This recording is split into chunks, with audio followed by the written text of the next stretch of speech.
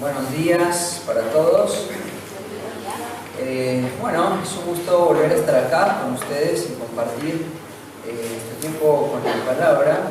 Pero antes de arrancar, le voy a pedir a mi amigo Darío y a Paulo que me ayuden abriendo la cajita de libros.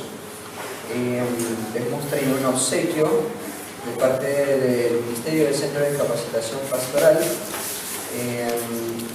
Y la consigna es la siguiente: vamos a entregar un librito por cada grupo familiar. No va a ser personal, sino por cada grupo familiar.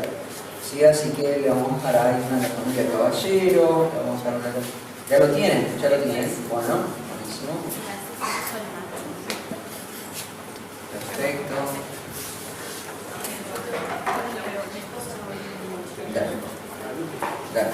Gracias.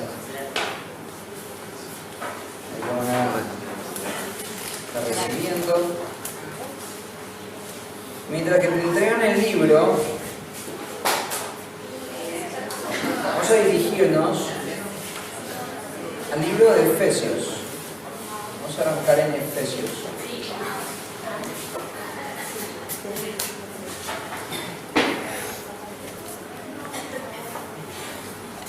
Y si estás tomando apunte, el título de esta sesión se va a llamar Construyendo una cultura de aconsejamiento en la iglesia.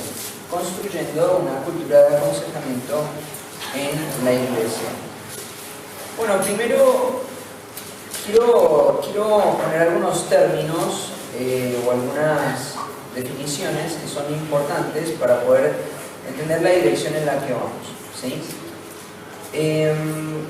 Cuando hablamos de aconsejamiento, ¿sí? Una de las palabras que va a estar retumbando muchas veces en tu cabeza va a ser la palabra santificación.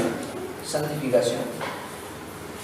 Y cuando estemos hablando de santificación, lo que vamos a estar hablando es de un concepto particular de la santificación, porque hay varios criterios acerca de la santificación, ¿cierto? Hay una santificación que no es dinámica, que es estable, ¿cierto? Que es esa santificación que el Señor ha hecho a la hora de separarte para Él. Pero hay otro concepto de la santificación que sí es dinámico, que sí es móvil, ¿cierto? Que sí está produciéndose inevitablemente para el creyente, que es la santificación progresiva. Y este es el concepto que yo quiero que tengas en mente durante todo este tiempo. Cuando hablamos de aconsejamiento, vamos a hablar inevitablemente de santificación. Ahora, en la primera sesión, gracias primo el agua, en la primera sesión estuvimos hablando acerca de la suficiencia de las Escrituras. Estuvimos hablando de qué es lo que Dios dice acerca de las Escrituras. Estuvimos hablando acerca de cuál es la perspectiva que Dios tiene. Vimos el poder creativo, vimos el poder dirigencial que tienen las Escrituras, vimos acerca del poder efectivo que tienen las Escrituras, hablamos acerca de lo rotundo, ¿cierto?, que es de cómo funciona como un elemento jurídico para determinar lo que está bien, lo que está mal, ¿cierto? Vimos muchísimos aspectos de las Escrituras, vimos que las Escrituras necesitan ser estudiadas, necesitan ser escudriñadas, necesitan ser respetadas, necesitan ser honradas, necesitan ser proclamadas con fidelidad, con precisión. Y llegamos a una conclusión: las Escrituras tienen la facultad y el poder para hablar acerca de cualquier tipo de tema, en cualquier tipo de escenario, para cualquier tipo de persona, en cualquier tipo de momento de la humanidad, ¿cierto? Y llegamos a esa conclusión. Y espero que el Señor haya hecho una obra anoche en tu corazón para poder poner este fundamento firme. Las Escrituras son todo suficiente. Son todo suficiente. Ahora, teniendo eso como base, ¿sí? Si son todo suficiente, entonces vamos a empezar a traer en nuestra mente, en la dinámica de este taller, personas, casos, escenarios, ¿cierto?, desafiantes, que tienen que ver con el comportamiento humano, que tienen que ver con conductas, que tienen que ver con patrones, ¿cierto?, que tienen que ver con reincidencia, adicciones, todo lo que se te venga a la mente, tenlo presente. Y vamos a ir a Efesios y vamos a ver cómo el Señor propone de una forma muy concreta las herramientas y medios de gracia que Él ha establecido para llevar adelante el cambio en la vida de las personas. Ahora, lo que vamos a ver en esta segunda sesión va a ser precisamente enfocado en eso. ¿Cuál va a ser la herramienta eficaz que el Señor quiere usar para llevar a las personas al cambio? Y esta herramienta la vamos a ver claramente en Efesios capítulo 4. Pero antes de ir a Efesios 4 tenemos que entender un poquito de qué significa o qué es lo que está tratando de hacer el escritor de Efesios, ¿sí? Cuando escribió el libro de los Efesios. Bueno, primero déjame contarte un poquito acerca de su autor. Pablo, obviamente ya lo sabes, fue escrito por él, pero fue escrito por él en un momento muy crítico de su vida. Pablo ha hecho una hermosa labor de compartir una necesidad que los hermanos de la iglesia de Jerusalén están viviendo, y ante esta necesidad las iglesias de Grecia y Macedonia han tenido a bien juntar fuerzas, interdependencia eclesial, para levantar una ofrenda para estos hermanos que están en extrema necesidad. Y ahora Pablo empieza con un proceso de viaje hasta Jerusalén para traer esta ofrenda para estos hermanos. Y ahí empieza toda una odisea en la experiencia del ministerio de Pablo, porque él trae esta ofrenda, y trayendo esta ofrenda hay un grupo de personas que quieren acechar, que quieren destruir, que quieren matarle. Y cuando Pablo llega ahí, ya sabiendo que va a ser un escenario complicado, Pablo empieza a ser amenazado, empieza a ser injuriado, ¿cierto? Y finalmente el Señor utiliza una herramienta para poder preservar su vida, que es la cárcel. Él termina siendo extraído por los romanos y llevado a una cárcel, y va a estar injustamente encarcelado durante 2 años. Él no hizo nada indebido, nada ilegal. Él solamente vino con esta ofrenda y estaba trayendo esta ofrenda y dando un cierto voto para identificarse con los hermanos que él iba a ministrar. Y ahora él, de una manera totalmente injusta, va a estar por 2 años encarcelado en un lugar que se llama Cesarea Marítima.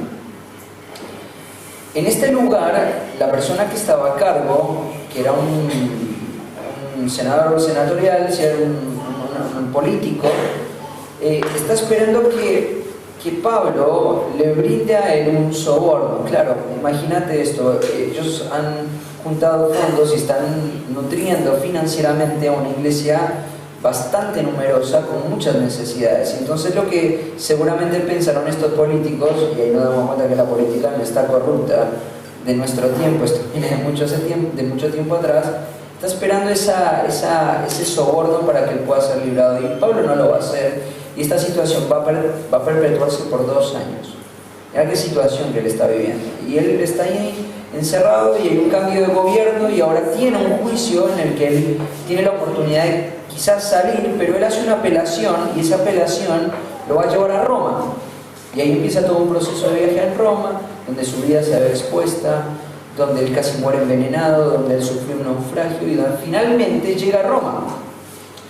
Y en Roma él está en una prisión domiciliaria con una custodia a la merced de que las personas se acuerden de él, porque el gobierno no se iba a encargar de darte de comer, el gobierno no se iba a encargar de, o el imperio, no había un gobierno, había un imperio, no se iba a ocupar de sus presos.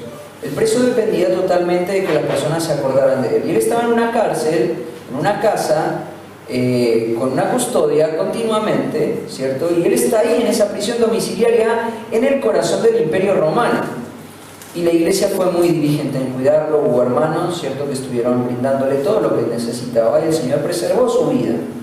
Y estando en esa prisión domiciliaria es donde Pablo escribe la carta de los Efesios.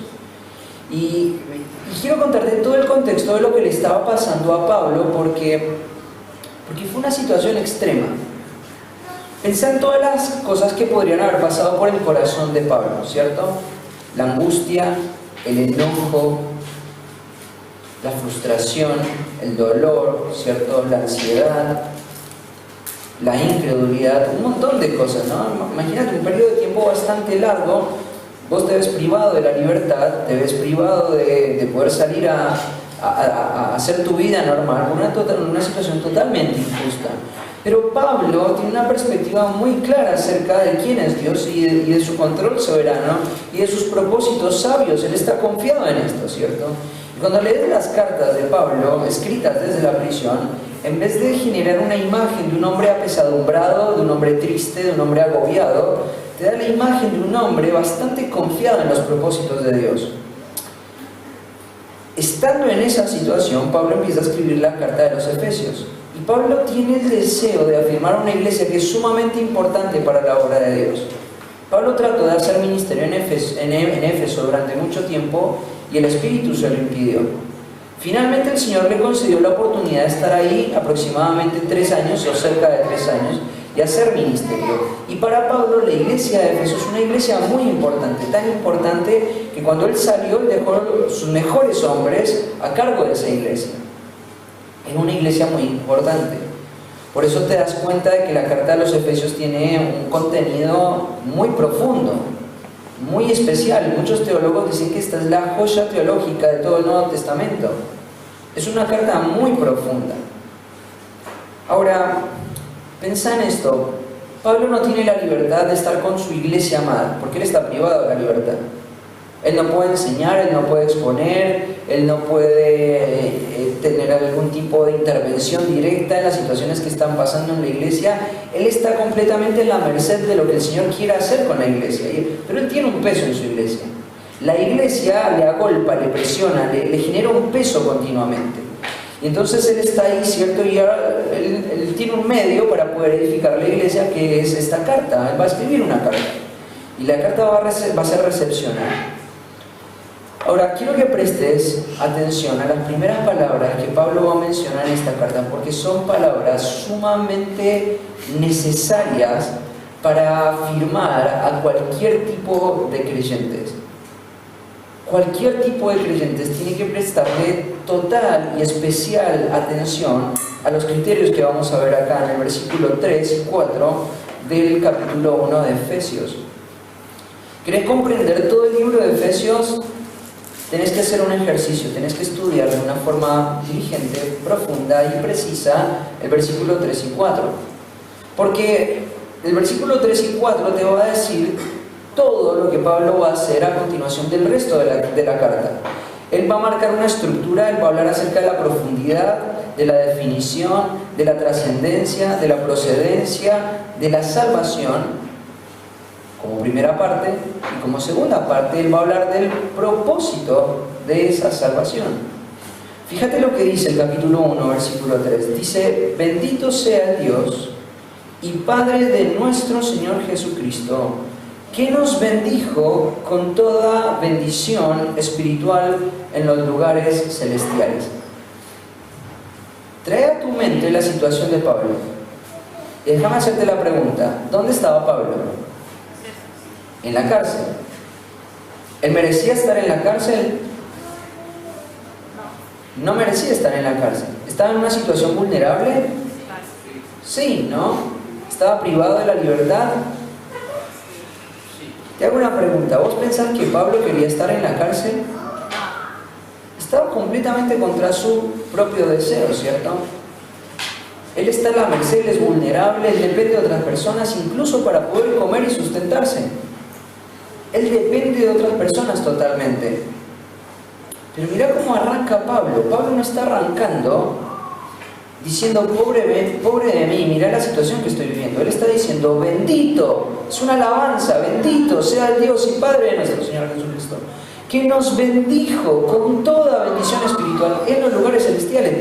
La perspectiva de Pablo acá, en medio de esta situación que le oprime, que le priva, que le genera un peso, es una perspectiva muy correcta, porque él está diciendo, él se ve en esa prisión como un hombre que cuenta con todas las bendiciones que él necesita para su vida. Y él dice, yo cuento con todo lo que necesito. ¿Qué es lo que necesito? Las bendiciones de Dios. Y si lo que necesito son las bendiciones de Dios, ya las tengo, entonces estoy completo en Cristo. Y entonces él puede alabar a Dios aún en medio de esa situación. Pero después te va a explicar por qué Pablo se ve a sí mismo bendito en el Señor, porque él se ve a sí mismo tan seguro, tan satisfecho a pesar de la circunstancia que él está viviendo. Y ahí en el versículo 4 dice, según nos escogió. Según nos escogió. Claro, Pablo tiene una perspectiva muy clara acerca de la salvación que él ha sido partícipe. Pensad en la experiencia de Pablo. Pablo era un hombre que era un asesino, un hombre que estaba en contra del cristianismo. Él estaba yendo de Jerusalén a Damasco para buscar a estas personas, estos que se hacían llamar nazarenos o seguidores de Cristo, y matarlos. Él no buscaba a Cristo, él no deseaba a Cristo, él odiaba a Cristo, él iba en contra de Cristo. Él, si por él hubiese sido, él hubiese arrasado con toda persona que hubiese dicho la palabra Jesús, las hubiese matado. Era un hombre sumamente celoso, él no estaba buscando a Dios. Y él va de camino a Damasco y se encuentra con Cristo, no porque lo haya buscado, no porque lo haya deseado, no porque él se haya dado cuenta o porque lo haya decidido. Él se encuentra con Cristo porque Cristo decidió aparecérsele.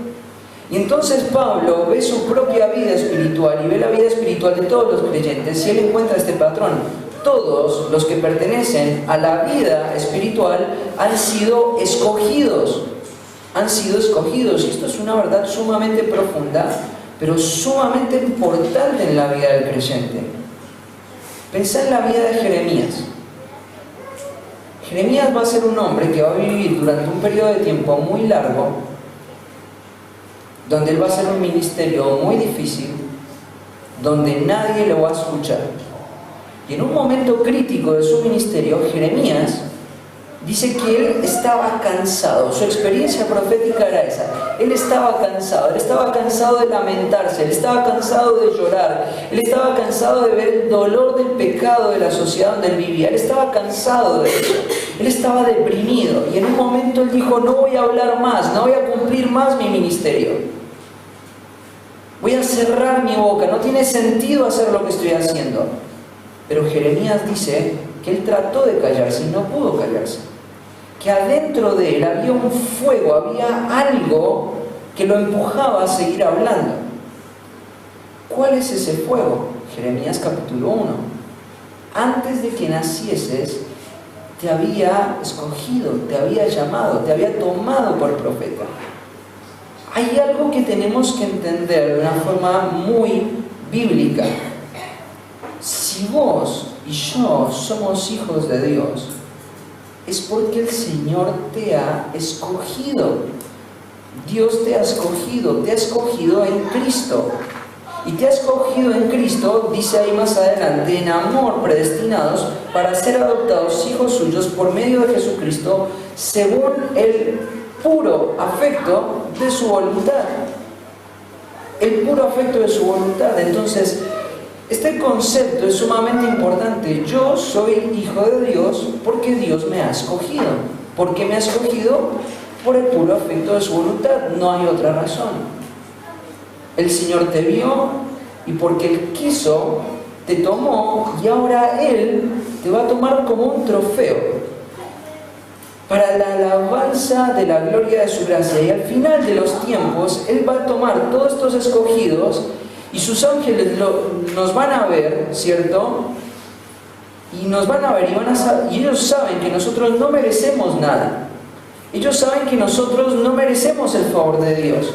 Ellos saben que si hubiese dependido de nosotros, nunca hubiésemos elegido a Dios. Si hubiese dependido de nosotros, nunca hubiésemos decidido por Cristo. Si hubiese dependido de nosotros, nunca hubiésemos escogido el camino del Señor. Y la única razón por la que estamos como trofeos de gracia y sus ángeles viéndonos es para que seamos objeto de alabanza de la gloria de la gracia de Dios. Y entonces los ángeles nos ven y saben que nosotros no desearíamos a Dios, no buscamos a Dios, nos arruinamos, aún nos hicimos inútiles, ¿cierto? Nuestras mejores obras son como trapos de inmundicia, no merecemos el favor de Dios, pero somos trofeos de la gracia y los ángeles lo ven y alaban la gracia de Dios. Porque Dios decidió favorecer hombres que no lo merecían. Dios te ha escogido. Y al haberte escogido, no solamente te escogió, sino que también determinó el propósito absoluto de tu vida. Porque fíjate, dice, según nos escogió en Él, te dice, ¿cuándo lo hizo? Antes de que vos nacieras, antes de que el mundo existiera, Él te escogió antes de la fundación del mundo. Pero no te quedes solamente con la doctrina de la elección. Mira el propósito de la elección, para que fuésemos santos y sin mancha delante de Él. Y ahí tenés los dos grandes pilares de Efesios. Por un lado, las profundidades de la salvación, que nacen, que yacen a partir de este concepto. Hemos sido escogidos para un propósito. Hemos sido escogidos para la alabanza de la gloria de Dios. Hemos sido escogidos y ahora somos parte del pueblo de Dios, porque el Señor ha hecho una obra soberana en nuestras vidas para salvación. Pero además de eso, como creyentes, no solamente formamos parte de la familia de Dios, sino que formamos del propósito. Y mira lo que voy a usar. Voy a hablar de el propósito, no de los propósitos. El propósito de la salvación. Él te escogió para un propósito determinado. ¿Cuál es ese propósito? Para que seamos santos y sin mancha delante de Él. Santificación, transformación, cambio, purificación. Si sos un escogido de Dios, quiero decirte una cosa: el destino indefectible, inevitable, el único rumbo al que te vas a dirigir es hacia la transformación, es hacia el cambio, es hacia la santificación. La única forma de poder corroborar el decreto del Señor de que has sido escogido es por medio de que ahora esto se ha convertido en el propósito absoluto de tu vida. Este es tu negocio, este es tu emprendimiento, esta es tu ambición más grande: ser transformado a la imagen de Cristo. Y yo puedo mostrar la naturaleza de ese acto soberano de Dios de elegirme en que deseo la santidad. Y ahí están los dos grandes pilares de Efesios: las profundidades de la salvación y el proceso de el propósito de la salvación, la santificación. Entonces, en el capítulo 1, 2 y 3, Pablo hablará acerca de la profundidad de la salvación, la intervención del Padre, del Hijo, del Espíritu Santo en la salvación. Pablo hablará acerca de la importancia de que nuestras mentes se abran, ¿cierto?, para que podamos entender con mayor profundidad nuestra salvación. Pablo nos va a recordar de qué nos salvó el Señor, de qué lugar nos salvó, de cuán profunda era nuestra depravación. Pablo va a hablar de todos los conceptos de la salvación, pero a partir del capítulo 4, que es donde nos vamos a enfocar hoy, a partir del capítulo 4,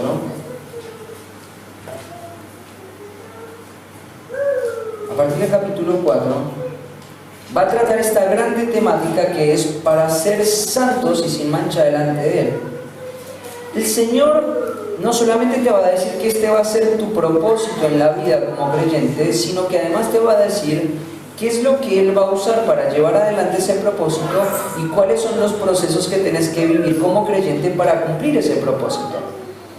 Y entonces la primera parte del capítulo 4 tiene que ver precisamente con eso: cuáles son las herramientas que el Señor va a usar para que vos puedas ser santo y sin mancha delante de Él.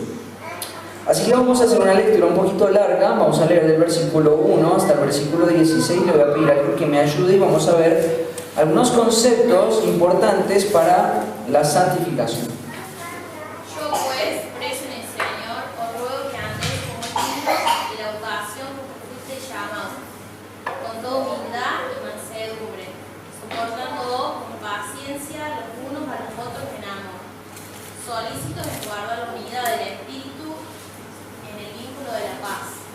Un cuerpo y un espíritu, como fuisteis también llamados en una misma esperanza de vuestra vocación. Un Señor, una fe, un bautismo, un Dios y Padre de todos, el cual es sobre todos y por todos y en todos. Pero cada uno de nosotros fue dar la gracia conforme a la medida del don de Cristo.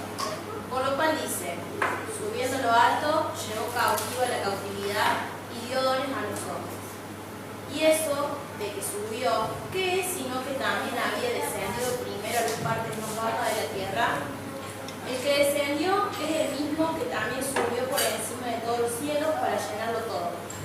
Y y él mismo constituyó a unos apóstoles, a otros profetas, a otros evangelistas, a otros pastores y maestros, a fin de perfeccionar a los santos para la obra del ministerio, para la edificación del cuerpo de Cristo, hasta que todos lleguemos a la unidad de la fe y del conocimiento del Hijo de Dios, a un varón perfecto, a la medida de la estatura de la plenitud de Cristo, para que ya no seamos niños fluctuantes, llevados por doquiera de todo viento de doctrina, por estratagema de hombres que para engañar emplean con astucia las artimañas del error, sino que siguiendo la verdad en amor, crezcamos en todo en aquel que es la cabeza, esto es Cristo, de quien todo el cuerpo, bien concertado y unido entre sí por todas las conjunturas, que se ayudan mutuamente, según la actividad propia de cada miembro, reciba su crecimiento para ir edificándose en amor.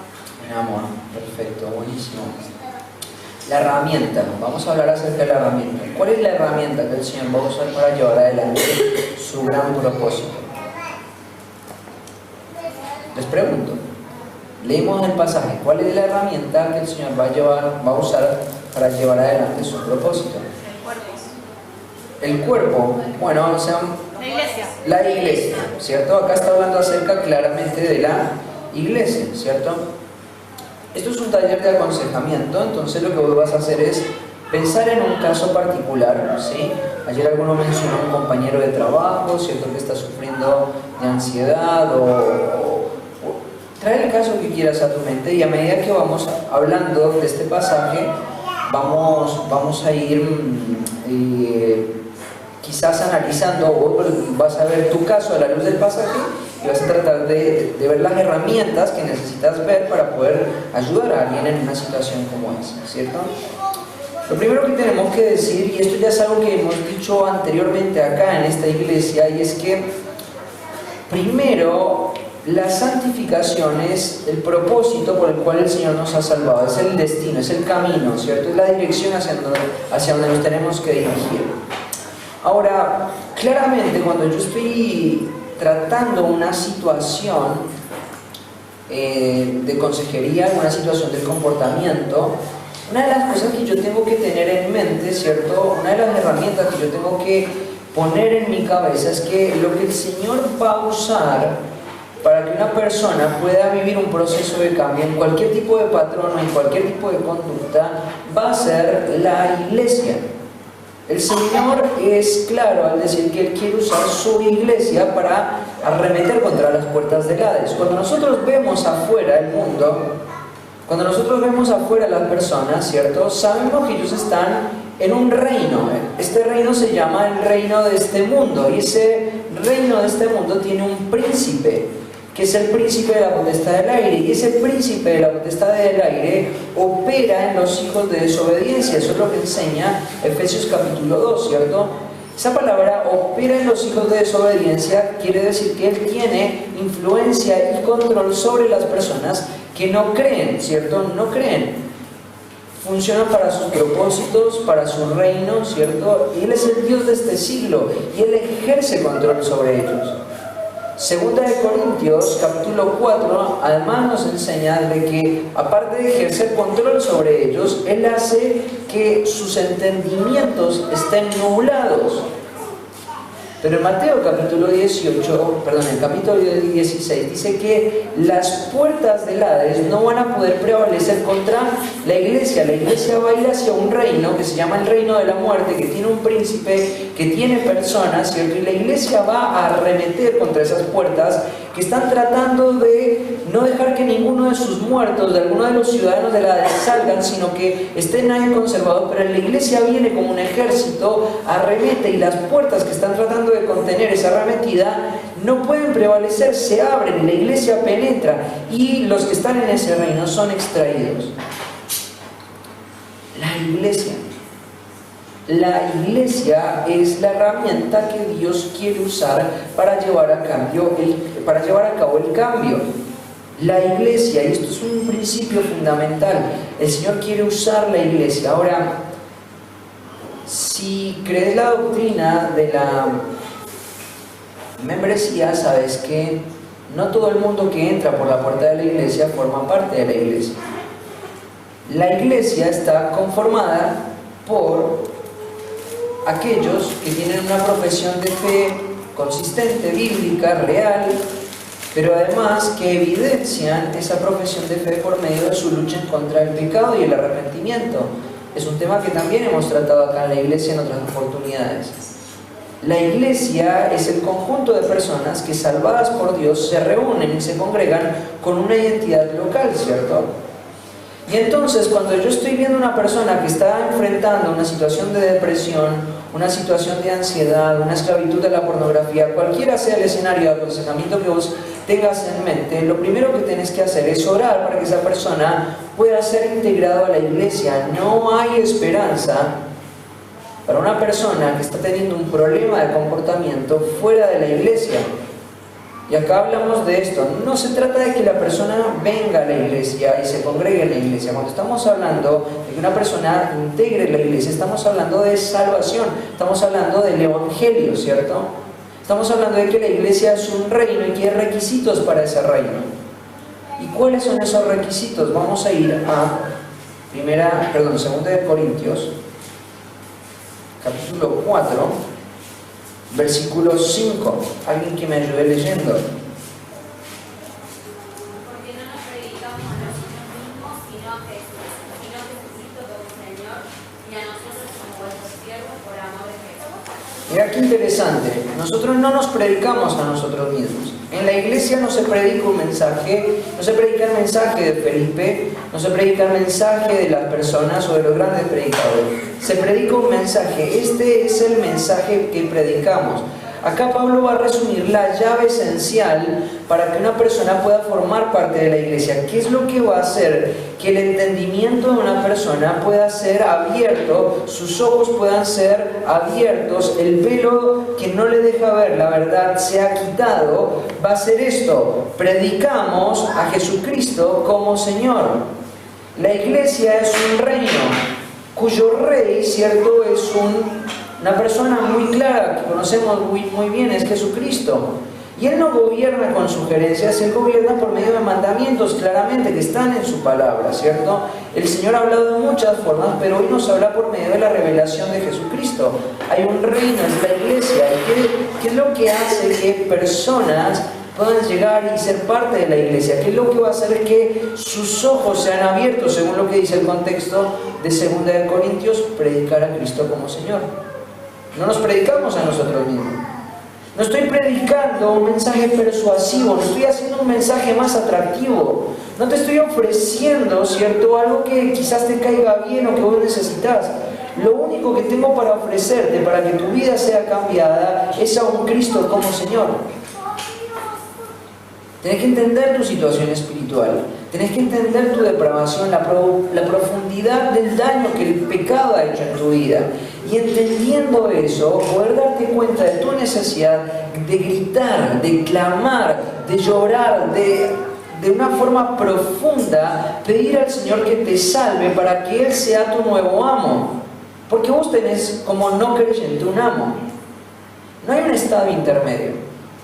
Tenés un amo que es tu carne, tus apetitos, que es Satanás, o tenés un amo en la vida espiritual que es Jesucristo. Y eso es lo que predicamos. No predicamos un mejor matrimonio, no predicamos un mensaje de prosperidad. Si venís a Cristo, todo te va a ir bien, tu matrimonio se va a arreglar, tus hijos van a dejar de ser rebeldes, tu trabajo va a mejorar, tu salario. No es eso lo que predicamos. Lo que predicamos es a Jesucristo como Señor. Predicamos a Jesucristo como Señor. Y la única esperanza para las personas que viven una vida de agobio por el pecado es poder ver a Jesucristo como Señor. No podemos ayudar a ninguna persona que tenga un desorden de comportamiento a menos que esta persona quiera entrar en el reino de Dios. A menos que esta persona desee y se dé cuenta de su condición espiritual, y dándose cuenta de su condición espiritual, quiera entrar al reino de Dios. Y hoy ese reino de Dios se expresa en una embajada que tiene un nombre que se llama la iglesia. La iglesia. Por eso cuando decimos que la esperanza para las personas es la iglesia, no es por la institucionalidad de la iglesia, sino por el significado de lo que la iglesia es. La iglesia es el reino de Dios en la tierra, donde Él es el amo y nosotros somos sus esclavos. Y nuestra invitación al mundo es esa: vení, hacete esclavo de Jesucristo, hacete un discípulo de Jesucristo, hacete un seguidor, cambia de amo. Estás viviendo para tus propósitos, querés solamente pensar en el dinero, en las posesiones, y todo este tipo de cosas lo único que están haciendo es erosionar y destruir tu vida y conducirte finalmente a la muerte. Tu esperanza es que te integres a este reino, y te integras a este reino por medio de un evangelio que predica a Jesucristo como Señor. Ahora, supongamos que vos estás acompañando a una persona, predicás el evangelio y la persona quiere venir al reino de Dios, y él confiesa que es un pecador perdido, que no hay nada en él que agrade a Dios, que no hay absolutamente nada en él que pueda llegar a ganar el favor de Dios. Esta persona es como la descripción que hace Mateo capítulo 5, es un pobre de espíritu, es uno que llora, ¿cierto? Para ellos es el reino de Dios. Ahora él puede ser bienaventurado porque llora, porque es pobre, porque se da cuenta de que no hay nada en él. Y cuando digo que es pobre, no estoy hablando de una condición financiera, sino de una condición espiritual, porque puede haber el hombre más rico de toda la ciudad de Villa María y ser pobre de espíritu, y ser salvo, y darse cuenta de que ninguna de sus posesiones materiales puede darle la satisfacción que él realmente necesita, que ninguna de estas cosas puede llenar su vida. Y entonces este pobre de espíritu viene al reino de Dios, escucha el evangelio y dice: sí, quiero cambiar de amo, quiero que Cristo ahora sea mi amo, quiero que Cristo sea ahora mi Señor, y ahora Él es parte de la iglesia. Y entonces ahora Él tiene esperanza para su lucha o para su patrón de comportamiento negativo o autodestructivo. Pero no, fuera de eso no hay esperanza para las personas. Si yo quiero ayudar a una persona que tiene una conducta suicida, ¿cierto?, o que tiene un nivel de depresión tal, suprimiendo los recursos de Dios, lo único que vas a hacer es darle herramientas para que él haga montar su pecado, pero para que él siga hacia el camino de la destrucción, hacia el camino del infierno. Van a pensar que yo estoy en contra de los médicos, y yo no estoy en contra de los médicos. Creo que tienen un rol muy importante en nuestra sociedad, y los valoro. Tengo amigos médicos, son muy importantes. Y cuán importante es que un médico se prepare bien, ¿no? Imagínate, teníamos acá anoche una doctora de cardiología. Ahora imagínate que está la doctora que estudió, comió todos los libros durante no sé cuántos años para poder ser cardióloga. Y tenemos acá a Pituto. Y Pituto es médico también, pero él no estudió la misma cantidad de años,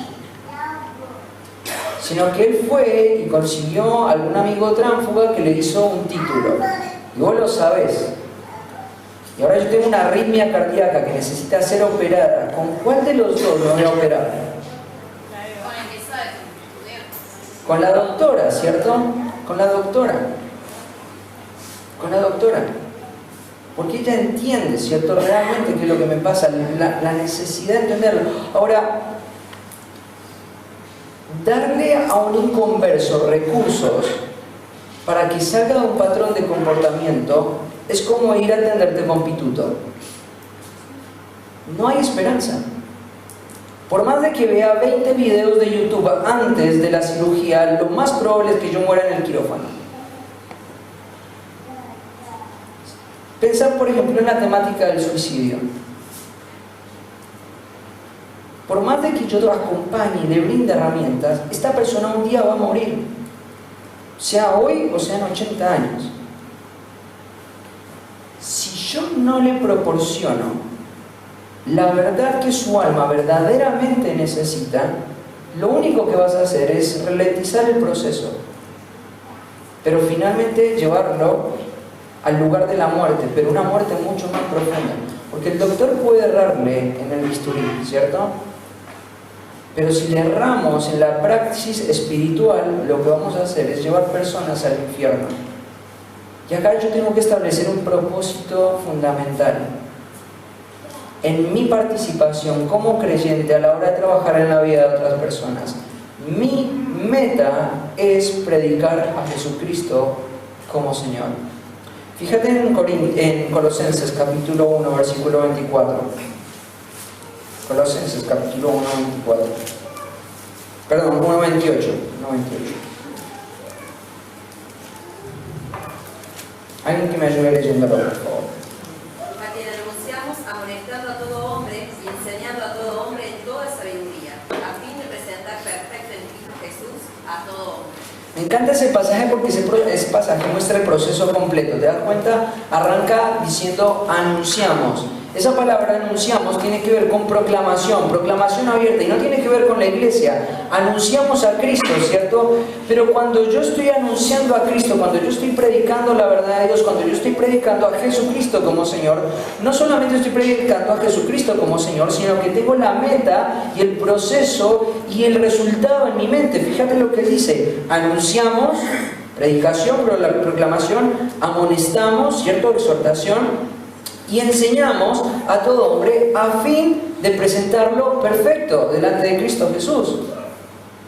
¿Te das cuenta? Cuando yo estoy predicando el Evangelio, cuando yo estoy tratando en la vida de una persona, yo le anuncio, pero lo que anuncio, lo anuncio sabiendo que mi expectativa es que esta persona pueda ver la verdad del Evangelio, en sujetarse a este Rey, para que al final del tiempo y al final de su vida pueda ser perfeccionada. Si querés proporcionar una herramienta a una persona en alguna conducta, cualquiera sea, sin el Evangelio como el centro, como el propósito, y no hablo del Evangelio solamente haciéndole una invitación evangelística, sino un Evangelio que está centrado en Cristo como Señor, que lo va a llevar al perfeccionamiento, no hay esperanza para esa persona. Lo que vas a hacer es poner parches, ¿cierto? Si acudís a otro tipo de herramientas, es ponerle parches a un problema que al final va a desembocar en el verdadero problema de esa persona. Se va a ir al infierno, tarde o temprano. Entonces yo como consejero tengo que redireccionar mis criterios. Mi mentalidad no se va a enfocar en evitar la conducta autodestructiva, sino que mi mentalidad se va a enfocar en que la persona pueda ver lo único que verdaderamente va a salvar su vida: Jesucristo como Señor. Y teniendo a Jesucristo como Señor, el Señor le va a dar una herramienta para que él pueda vencer cualquier forma de pecado: la iglesia. Pero para que la iglesia pueda cumplir el rol que el Señor ha diseñado en la vida de cada persona, hay que entender cierto tipo de lineamientos y de enseñanzas que presenta Efesios capítulo 4. Volvamos a Efesios capítulo 4. Vamos a hablar primero de las condiciones de la herramienta. Bueno, la herramienta es la iglesia. Cuando yo hablo de la herramienta, hablo de la iglesia, ¿sí? Entonces, ¿cuáles son las condiciones de la herramienta? Mira la primera parte del capítulo 4. Yo pues, preso en el Señor, os ruego que andéis como es digno. Hago un paréntesis ahí. La palabra digno es algo sumamente interesante. Esto es una palabra que se utilizaba en aquel tiempo de una forma bastante práctica o económica. Es una palabra de la economía del primer siglo, que tiene que ver con equilibrio. Antes las cosas se pagaban, ¿cierto? O se pesaban, ¿cierto? Y lo que hacían era ponerlo en una balanza, y la balanza determinaba cuánto tipo de peso tenía algún producto en particular, ¿cierto? Seguramente has visto estas balanzas antiguas. Entonces, por un lado, yo estoy diciendo que soy creyente, ¿cierto? Tengo mi profesión de fe, yo digo que soy cristiano. Pero Pablo dice: les ruego que tengan un equilibrio, que tengan de una manera digna, ¿cierto? Mi profesión de fe tiene que ser consistente con mi condición continua de fe. No tiene que ver solamente con lo que digo, sino tiene que ver con lo que soy, ¿cierto? Con mi vida práctica. Y acá Pablo se está volviendo práctico, o está pensando en la santificación. Entonces él les dice: tengan un equilibrio conforme a la vocación. Si decís que has sido llamado como hijo de Dios, tenés que reflejarlo en que sos un hijo que tiene a Cristo como su dueño, ¿cierto? Fuiste llamado para eso. Y después de eso te va a dar dos condiciones para que la iglesia pueda ser efectiva. ¿Cuáles son esas dos condiciones? Bueno, ahí las menciona en el versículo 2. Con toda humildad y mansedumbre. Vuelve a traer el caso a tu mente. Vos estás pensando en el caso, ¿cierto? Lo primero que tengo que hacer, anuncio a Jesucristo como Señor. Anuncio su reino. La iglesia es su reino. Acá está el reino de Dios. Él es la cabeza. Te invito a que vengas. La persona cree y viene. Y ahora está inmersa en la herramienta que Dios va a usar para llevar adelante ese proceso de cambio, ese proceso de sanación, ese proceso de transformación. Pero para que esta herramienta sea eficaz, para que esta herramienta pueda cumplir el propósito que Dios ha trazado, esta herramienta tiene que entender estos dos criterios. Necesita el criterio de la humildad y necesita el criterio de la mansedumbre. Ahora, cuando hablamos del criterio de la humildad, tenemos que entender la humildad desde la perspectiva bíblica. La humildad no es una persona que dice, yo soy el peor de la iglesia, nadie me ve, nadie me saluda, todos me pasan por el costado y nadie me saluda. Yo soy el que tengo menos recursos. Eso no es humildad. La Biblia es muy categórica en definir qué es la humildad. Mirá, en Filipenses capítulo 2, no lo busques, yo te lo leo. En el versículo 3 dice, nada hagáis por contienda o por vanagloria, antes bien con humildad. Y después hay un participio que está definiendo esa humildad, estimando. La verdadera humildad es la humildad que estima a cada uno, a los demás como superiores. Cada uno como superiores. Para que la iglesia sea efectiva en el rol que Dios le ha dado para la transformación de las personas, la iglesia se tiene que investir de autoridad. Ahora, esto es un concepto bastante complejo para nuestro tiempo porque vivimos en un mundo posmoderno. En un mundo que está continuamente empujándote a decir, vos sos el dueño de tu propio destino. En un mundo que te está diciendo, escucha tu corazón. En un mundo que te está diciendo, nada se interponga entre tus sueños, ¿cierto? Que nada se interponga entre tus sueños y vos. Esta es la filosofía que continuamente estamos viviendo. Cada persona es un mundo, ¿no? Dice el personal, ¿no? Cada persona es un mundo, o Movistar, no me acuerdo cuál era Movistar. Y esos son los eslogans de las grandes marcas que mueven las grandes cantidades de dinero. Vos sos el dueño de tu propio destino. Ahora, esto, ¿sabes qué? Sería ingenuo pensar de que no va a tener una repercusión en la iglesia. Yo creo que como creyentes tenemos que hacer un análisis objetivo de qué son los grandes temas que el mundo está tratando para poder identificar la mentira y combatir la mentira con la verdad. Esto es una filosofía humanista y es mentira. Es mentira. Pero penetra en la vida de la iglesia y hay conceptos de personas que van tomando sus decisiones y dicen, si te trae paz, hacelo. ¿Nunca escuchaste eso? Si te trae paz, hacelo. O personas que utilizan la Biblia como un horóscopo, ¿cierto? Encontré un versículo que me dice, ¿cierto?, que esto es lo que Dios me llamó a hacer, cuando en realidad estás completamente conducido por tus propios apetitos y deseos. Ahora, vivimos en un tiempo donde la filosofía está afectando a la iglesia, donde las personas no están estimando a las demás como superiores o como más importantes que uno mismo.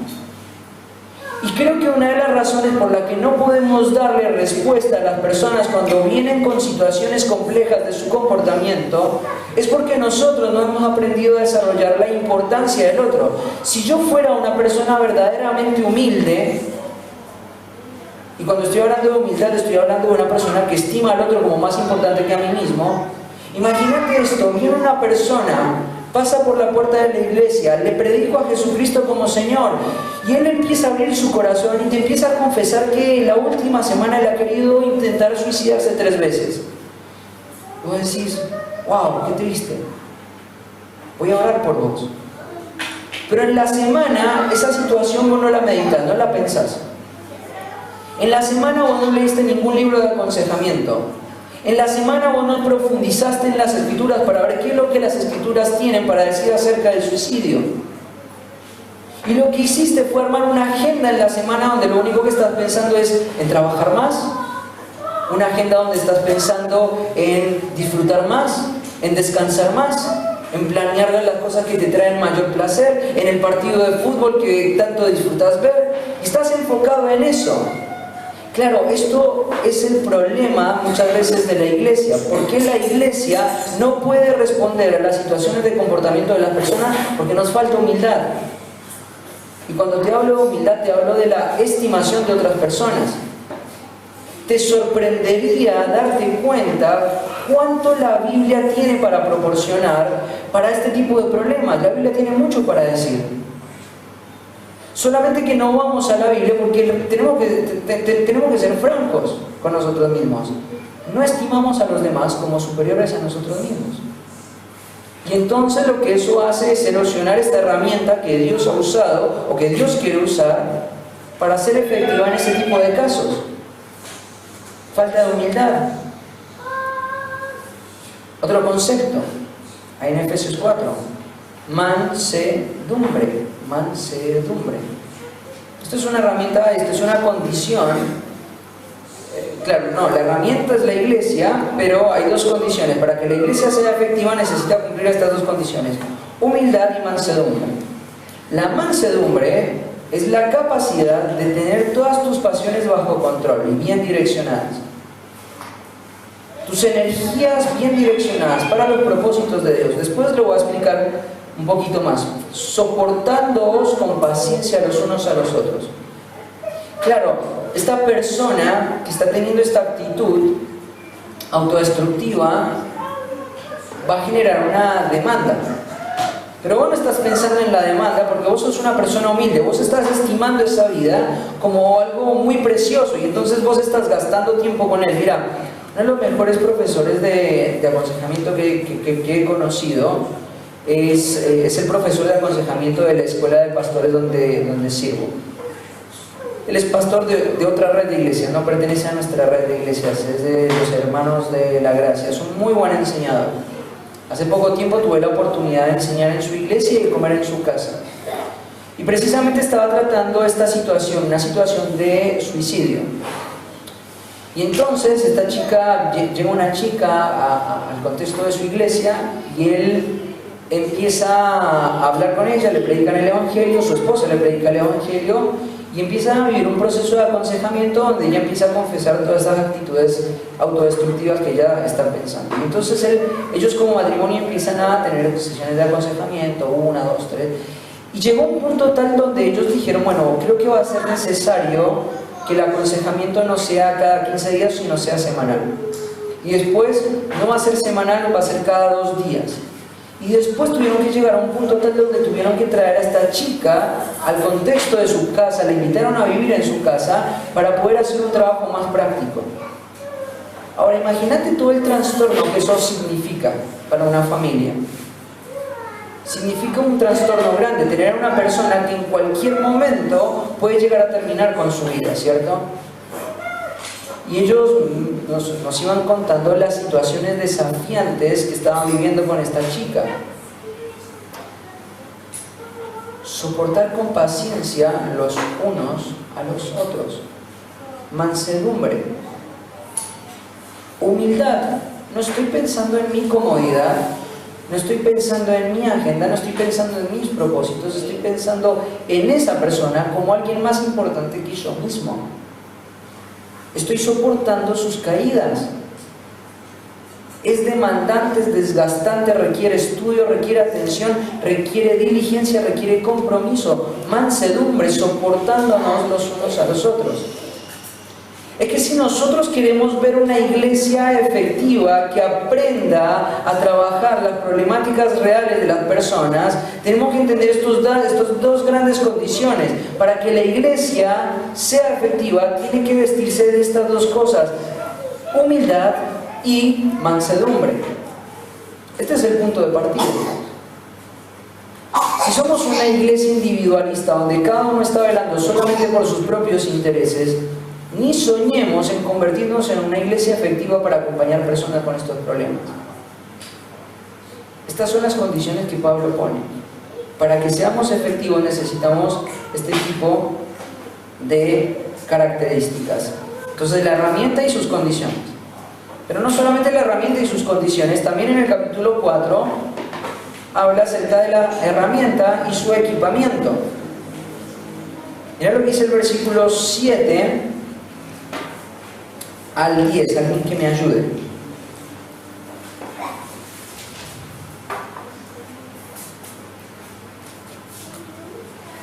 Pero a cada uno de nosotros fue dada la gracia conforme a la medida del don de Cristo. Por lo cual dice, subiendo a lo alto, llevó cautiva la cautividad y dio dones a los hombres. Y eso de que subió, ¿qué es sino que también había descendido primero a las partes más bajas de la tierra? El que descendió es el mismo que también subió por encima de todos los cielos para llenarlo todo. Amén. En el capítulo 68, el Salmo 18, es precisamente el salmo que Pablo está utilizando acá. En el 68, el capítulo 68 es un salmo donde muestra a Dios en su santuario, pero la imagen principal de este salmo es la imagen de un Señor, de un Cristo, de Jehová como un guerrero, ¿cierto? Y es la imagen de un hombre del mundo antiguo que iba a la guerra y yendo a la guerra, él conquistaba. Y conquistando, él volvía a su lugar de origen. Y volviendo a su lugar de origen, él hacía una práctica que era la práctica de desparramar despojos, ¿sí? Esa es la imagen a la que Pablo tiene en mente y la que el salmista tiene en mente. Es un general que fue con una misión y que vuelve con el botín. Y es interesante la imagen porque en esa imagen, en el tiempo antiguo, lo que ocurría era que la gente era avisada de antemano de que habían ganado, de que su ejército había ganado la guerra. Y ahora este general está volviendo. Y la gente está esperándolo y hacen como un hall, como un pasillo triunfal, ¿cierto? Y ahora este general está volviendo de su misión victorioso, y siendo victorioso, él viene con su ejército y ahora ese botín no lo van a quedar para ellos solamente, sino que lo van a empezar a repartir. Y el pueblo está ahí expectante a ver qué le va a tocar. Si le va a tocar una joya, si le va a tocar algún elemento. Entonces la gente los ovaciona, los aplaude, los espera, ¿cierto? Y hay algún tipo de don que les va a tocar, algún tipo de regalo. Es esa imagen a la que está aludiendo el capítulo 4, versículo 8. Él da los dones a los hombres.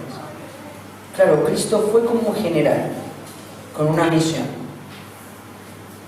Él fue y peleó, y batalló, y entregó su vida. Pero al tercer día, Él resucitó, y cumplió su misión, la misión que el Padre le había dado. Y ahora Él vuelve como un general que tiene ese botín, y que ahora lo va a desparramar para su pueblo.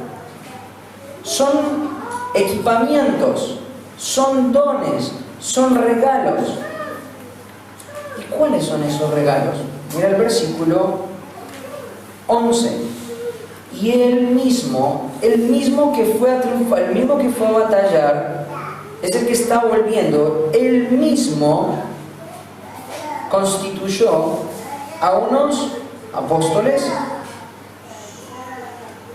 otros profetas, otros evangelistas y otros pastores y maestros. Pensá en esto. Hay un concepto o hay un criterio que atraviesa a cada una de estas descripciones. ¿Cuál es? La enseñanza. Los despojos de Cristo se ven en que el Señor levanta en su iglesia hombres capacitados para enseñar. Número 1, apóstoles. Pensá en lo que es un apóstol. Un apóstol fue un hombre que existió en un momento determinado de la historia, cuya enseñanza fue la que delineó todo lo que es el marco de creencias que la iglesia cree. La iglesia se apoya sobre la enseñanza apostólica. Número 2, profetas. El profeta no era ese hombre que podía ver el futuro, ¿cierto? Y que decía, bueno, lo que va a acontecer es eso, porque es una parte muy pequeña de lo que un profeta del Antiguo Testamento o del tiempo de la iglesia primitiva hacía. Un profeta, en su concepto más general y más amplio, era eso, una persona que profesaba, que anunciaba. Y fíjate qué es lo que hacía un profeta. Un profeta decía, vino palabra de Jehová a mí diciendo. ¿Y qué hacían ellos? Decían. Aún el profeta más rebelde, que es Jonás, como profeta, lo que él hizo fue ir a Nínive y decir las palabras de Dios. Él no las quería decir, él no tenía ganas de decirlas. Él solamente tomó las palabras de Jehová y las dijo. Y la palabra de Jehová que hizo convirtió toda una ciudad, el avivamiento más grande que te puedas imaginar en la historia de la humanidad. El profeta lo único que hace es escuchar la voz de Dios y comunicarla tal cual es. Ese es el concepto más general de un profeta.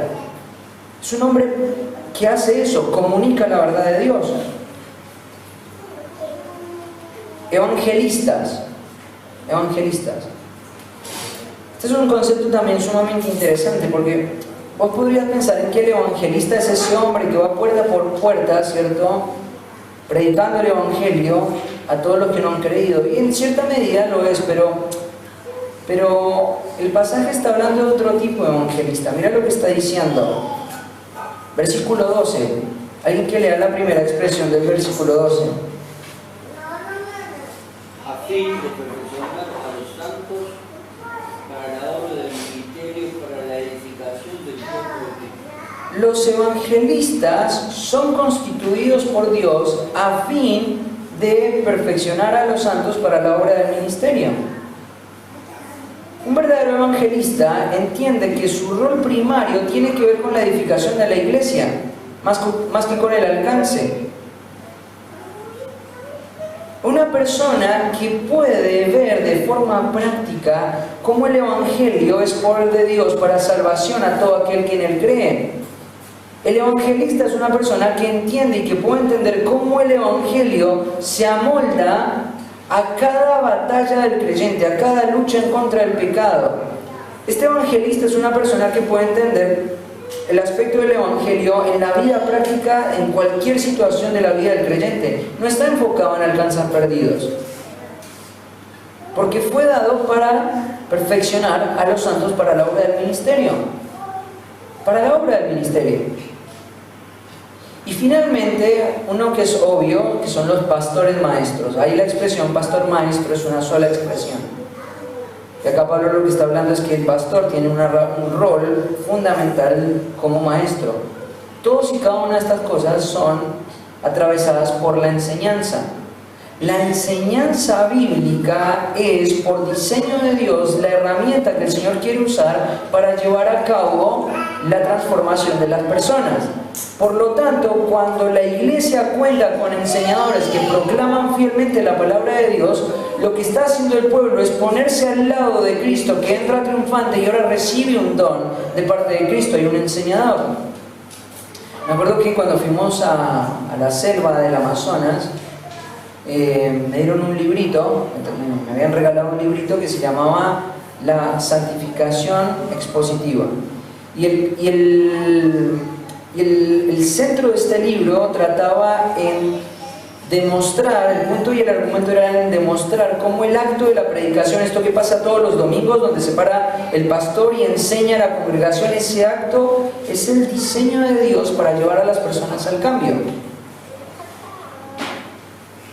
El Señor quiere que nosotros prestemos atención a sus diseños, los cumplamos y podamos vivir la vida que el Señor ha planeado para nosotros, viviendo su diseño.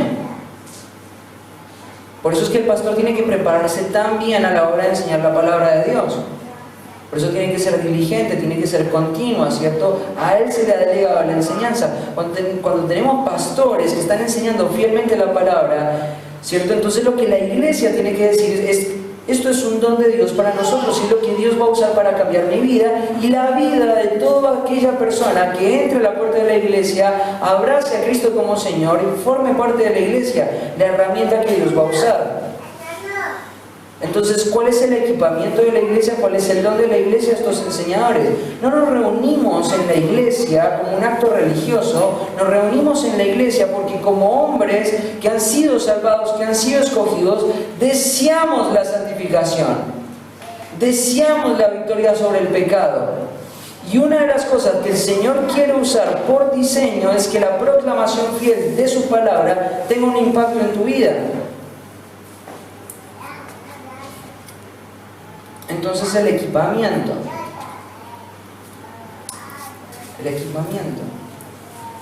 las condiciones, el equipamiento. Pero no solamente eso, también las dinámicas de esta herramienta. Porque esta herramienta tiene condiciones para ser efectiva, tiene equipamiento para ser efectiva, pero tiene dinámicas para ser efectiva. ¿Cuáles son esas dinámicas? Mira lo que dice. A fin de perfeccionar a los santos para la obra del ministerio, para la edificación del cuerpo de Cristo, hasta que todos lleguemos a la unidad de la fe y del conocimiento del Hijo de Dios, a un varón perfecto a la medida de la estatura de la plenitud de Cristo, para que ya no seamos niños fluctuantes, llevados por doquiera de todo viento de doctrina, por estratagema de hombres que para engañar emplean con astucia las artimañas del error, sino que siguiendo la verdad en amor, crezcamos en todo en aquel que es la cabeza, esto es Cristo, de quien todo el cuerpo, bien concertado y unido entre sí por todas las coyunturas, que se ayudan mutuamente según la actividad propia de cada miembro, recibe su crecimiento, para ir edificándose en amor.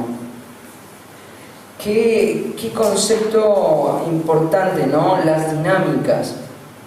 Hay una herramienta que el Señor va a usar y quiere usar para transformar la vida de la gente. Pero esta herramienta funciona con condiciones, esta herramienta requiere de equipamiento y esta herramienta tiene dinámicas específicas. Fíjate cómo empieza esta sección, ¿cierto? A fin de perfeccionar a los santos para la obra del ministerio, para que todos lleguemos a la unidad. Claro, es que si entendemos la primera parte, que son las condiciones, estamos viviendo en humildad, estimación del otro como más importante que yo, y mansedumbre, soportándonos todos unos a otros, la iglesia va a empezar a crecer en su efectividad de acompañar a las personas. No solamente eso, en la medida que vayamos creciendo en nuestra efectividad, el Señor va a proporcionar cada vez mejores consejeros, cada vez mejores expositores de la palabra, va a equipar su iglesia. Porque estamos enfocados en lo que tenemos que estar enfocados, no tanto en la actividad, no tanto en el programa, sino en la lucha en contra del pecado. Y el Señor va a traer herramientas en la medida que nosotros más nos enfoquemos en esto. Pero además de eso, esto se va a ver reflejado en dinámicas que van a ser naturales. Ya no voy a velar por mi propia santificación, sino que voy a velar por la santificación de mis hermanos. Por eso, si veo a mi hermano pecar, ¿cierto? ¿Qué voy a hacer? Voy a ir a él y voy a reprenderle. Ya hemos hablado de estos temas. Me voy a comprometer, me voy a movilizar, voy a ser confidente, no voy a ser estando él y yo solo, ¿cierto? Si estas dinámicas empiezan a movilizarse, ya no voy a ver mi santificación como una expresión mía individual, sino como una expresión colectiva.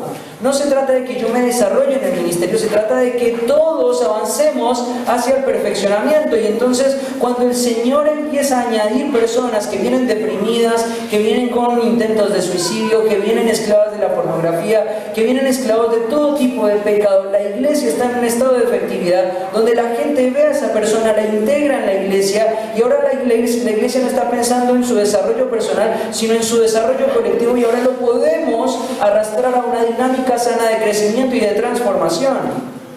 Y entonces es ahí donde dice en el versículo 16, de quien todo el cuerpo bien concertado, quédate tranquilo, Cristo es la cabeza, Él está sentado en su trono, Él está edificando su iglesia, todo el cuerpo bien concertado por Cristo, ¿cierto? Unido por las coyunturas, se ayuda mutuamente para que una persona pueda ser llevada al perfeccionamiento. No necesita un discipulador, necesita de toda la membresía actuando en discipulado en él. Todos se ayudan mutuamente según la actividad propia de cada miembro. Claro, hay multiplicidad, hay diversidad en la iglesia. Hay gente que es más firme y hay gente que es más misericordiosa. Hay gente que tiene un rol de enseñanza y hay gente que tiene un rol de exhortación. Todos tienen una actividad propia, pero en la actividad propia de cada miembro, el cuerpo recibe el crecimiento. Claro, somos personas que no estoy velando por mí mismo, sino estoy pensando en lo que soy, lo que tengo, los dones que tengo, los pongo a disposición de la iglesia. Y esta persona que llega con esta problemática es incluida y ahora puede ser arrastrada hacia una dirección completamente distinta, como en las dinámicas, en la actividad propia de cada miembro. El cuerpo recibe el crecimiento. El cuerpo recibe el crecimiento. El Señor quiere usar a su iglesia para que las personas que vengan más quebradas por el pecado puedan ser incluidas en su reino y puedan ser transformadas por esta herramienta que el Señor ha determinado usar. La gente no va a ser transformada por el psicoanálisis, por mensajes motivacionales. No va a ser transformada entendiendo que fue afectada por su entorno o poniéndole excusas y pretextos a su pecado. Las personas van a ser transformadas por medio de una iglesia eficaz. Esta es la herramienta que Dios quiere usar. Y de la misma forma que ayer te invité a confiar de forma plena y absoluta en las Escrituras, hoy te invito a confiar de forma plena y absoluta en la herramienta que Dios quiere usar, su iglesia. Y espero que esta enseñanza, lo que crea en tu corazón, sea un deseo, sea un apetito por querer ver a personas quebradas por el pecado ser transformadas por la herramienta de Dios. Tu iglesia local, la iglesia de Avellaneda. ¿Crees esa expectativa de decir, bueno, creo que es tiempo de que deje de pensar tanto en mí mismo, en mi agenda, en mi programa, en mis deseos, y empiece a estimar a los demás como superiores? Y ver qué es lo que el Señor hace. Puedas venir cada vez que la Biblia se abre con un corazón distinto, con un corazón hambriento, con un corazón deseoso, y ver qué es lo que Dios hace. Puedes comprometerte con tu iglesia en las dinámicas que Él ha planteado para el cambio y la santificación y desear ver qué es lo que Dios hace. Que el Señor traiga convicción a tu corazón y un deseo de ver qué es lo que Dios va a hacer en medio de ustedes, en medio de su iglesia. Amén. Bueno, antes de orar y cerrar, no sé si hay alguna pregunta de esta sesión. ¿Hay algo que haya quedado dudas? Dale, Mica. No, es una consulta. Hoy hablamos un poco de acerca de cómo llevar, digamos, una persona en una condición mala, de depresión y todo eso, y a la fe de Cristo, ¿no? Después vas a hablar de qué pasa con una cristiana, una persona creyente que está en una situación de depresión, de ansiedad y todo eso. Sí, lo vamos a hablar más adelante. Porque hoy vimos la herramienta, hoy tenemos que hablar de la herramienta y después vamos a hablar del proceso, de cómo en situaciones como esa, sé que digo la depresión porque es el tema que más salió ahora, pero puede ser en cualquier tipo de tema. No solamente el Señor dice qué es lo que Él va a usar para llevar a esas personas a salir a la libertad, sino también va a decir cómo son los procesos que el Señor ha planteado para que esos cambios ocurran. ¿Sí? Una duda. Sí. Con respecto a que tiene que ir la iglesia en conjunto, ¿no? ¿Cómo sería el tema como para arrancar? Porque por ahí uno está rodeado, o generalmente se ve, ¿no? En diferentes iglesias, que la mayoría de los creyentes no saben sus propios dones, y aún así, teniendo una iglesia así, ¿cómo hacer que funcione en conjunto? Guiados por el Espíritu Santo a la obra, ¿no? Claro.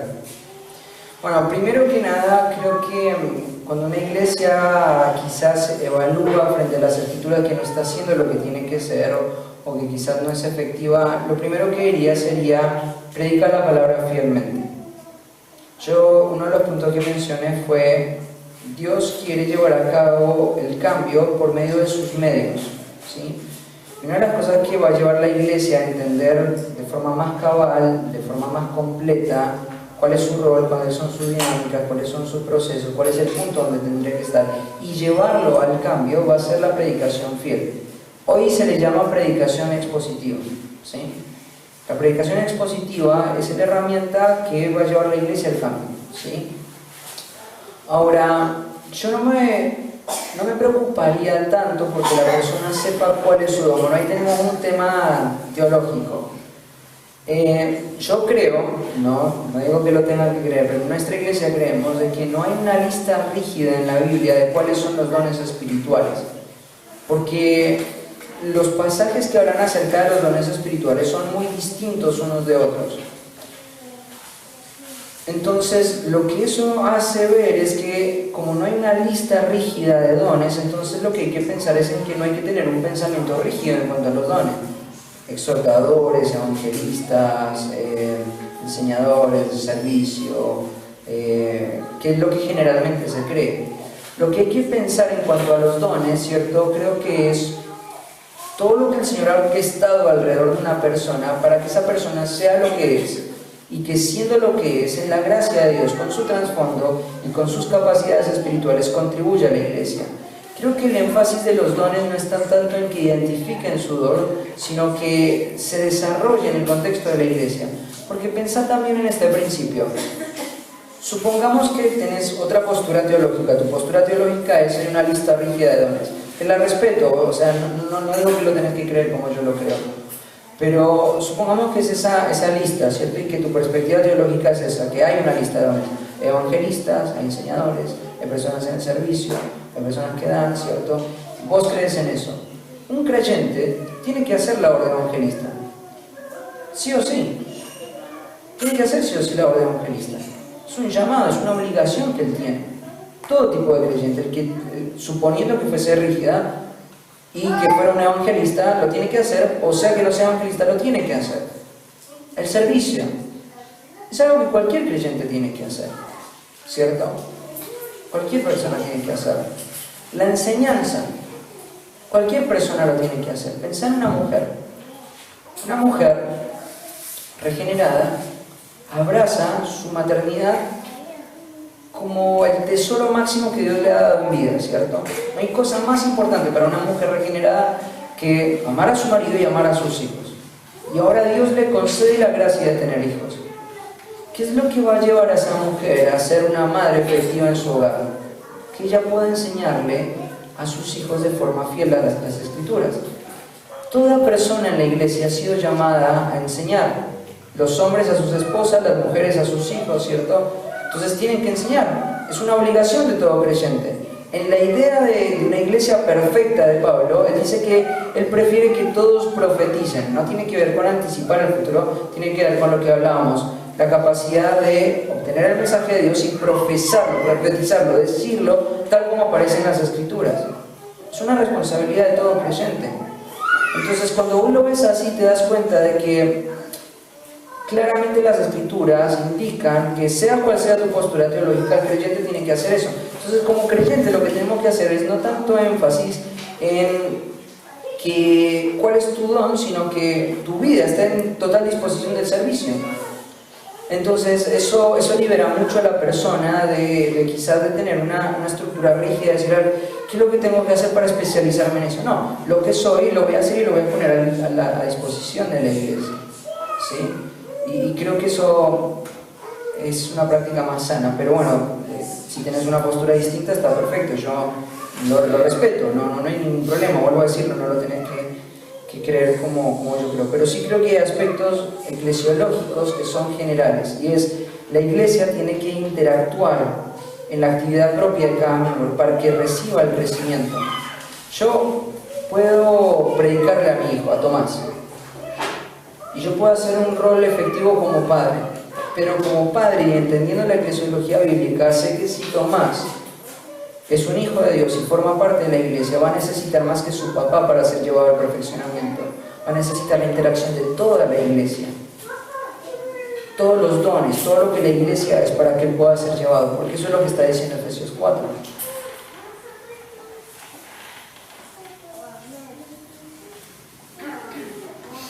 ¿Alguna otra pregunta? ¿El pasaje, la temática? ¿No? Buenísimo. Sí, Cris. Una afirmación. Sí. Vos arrancaste ayer, bueno, usted cayó hoy. A la tarde habíamos estado haciendo un discipulado de el versículo de hoy, tema cuando la palabra de Dios con importancia. Como decía Dani, la palabra de Dios es la que transforma la mente y el corazón. Y como vos le decís, si uno se enfoca en la palabra de Dios y en transmitir lo que Dios te habla, lo que Dios te dice a través de su palabra, y sirve al Señor, el Señor nos va mostrando a dónde. Porque yo sinceramente no vengo ni de hogar cristiano, cero, inclusive no me gustaba leer, con eso te digo todo. Yo aprendí, o sea, no es que aprendí a leer, sabía leer, porque hice un secundario, pero yo me profundicé en leer, hasta que me testigo, a través de la palabra de Dios. Y el efecto de la palabra de Dios que no lo compartí ayer, que tengo. Mi vecina está presa en este momento. Ahora tengo que conseguir una Biblia que me la da. Ella está en casa, juego con ella, y obviamente todos los que han ido a mi casa han conocido al Señor de una manera u otra. Ella está leyendo la Biblia. Me cuenta su mamá que le manda los versículos. Ayer pudo venir acá. En efecto. Yo creo que más que todo, digamos, uno tener en el corazón de que Dios te habla. Yo le decía a Clarita, son nuevos ellos.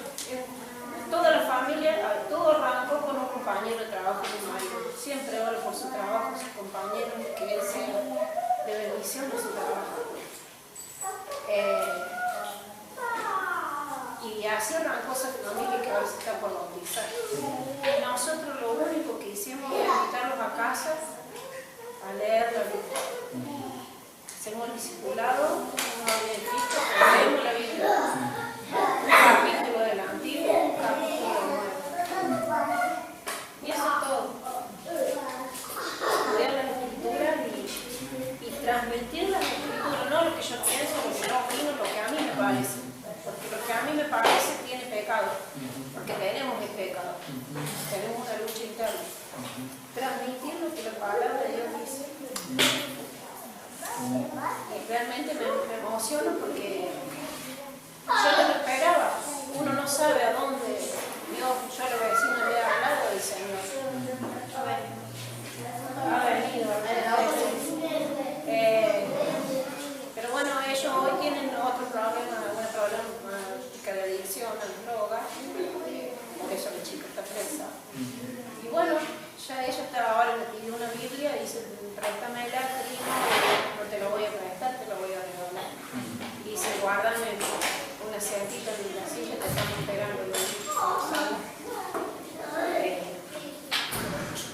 Y simplemente la palabra de Dios. Toda la verdad y la honra es para Dios. Amén. Amén. Gracias, Cris. Bueno, vamos a cerrar este tiempo orando, ¿sí? ¿Les parece? ¿Quieres cerrar, David, así terminamos este tiempo?